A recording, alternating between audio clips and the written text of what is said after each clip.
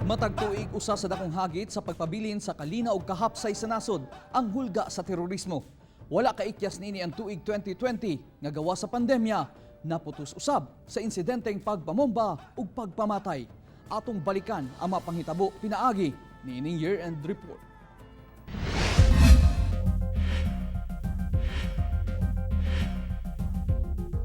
Usa ang pagpamomba sa Barangay Walled City sa Hulo-Sulo ang nakapatay og kung terorismo ang hisgutan sa tuig 2020.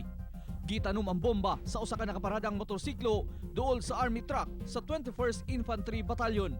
Miabot sa 15 ang patay, samtang 75 ang samdan sa maong twin bombing. Apan una niini, Hunyo 29, patay ang upat ka mga sundalo human matud pa nagka-misencounter batok sa kapulisan sa Hulo-Sulo. Naghimo kunog intelligence gathering ang mga sundalo sa lugar batok sa sumala pa suicide bombers. Apan nabantayan kuno sa kapulisan ang upat ka armadong tao sakay sa SUV ug didto na nagkaengkwentro. September 7 gikasuhan na ang mga pulis nga nalambigit sa hitabo kay dili kuno misencounter ang nahitabo.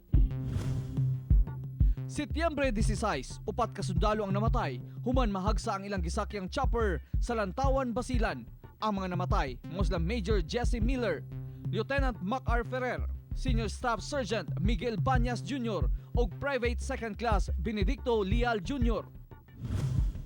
Samtang human sa upat ka tuig, nakumbikto sa kasong multiple murder ug multiple frustrated murder ang 7 ka mga responsable sa mangilngig nga pagpamomba sa Rojas Night Market nga nahitabo niadtong September 2, 2016.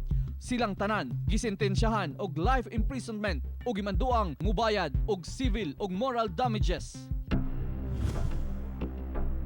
Oktubre 9, patay diha-diha ang biktimang sila Siti Abdullah, Sinaida Mustafa, Laga Abdullah ug Ashley Abdullah Panigas, 3 anyos, diyang giparakan ang ilang balay sa sitio Tugunan, Barangay Lagundi, Pikit, Cotabato sa gituoang rido o away sa pamilya. Tulo ka mga sospek sa mong massacre ang gilayong nadakpan. Pagsulod sa bulan sa Disyembre, giatake sa armadong ISIS-inspired Bangsamoro Islamic Freedom Fighters o BIFF uban ang Dawla Islamia ang poblasyon sa lungsod sa Dato Piang, Mindanao. Target sa grupo ang hepe sa Municipal Police Station. Rido gyapon ang ginalantaw nga rason sa maong pagpangatake. Adlaw sa Pasko, wala madayon ang pagsaulog sa anibersaryo sa New People's Army. Human gitarget og smart bombs ang ilang kampo sa Kabukiran sa Libak, Sultan Kudarat. Sa susamang adlaw usab ang Anti-Terrorism Council gitawag nga terorista ang CPP-NPA.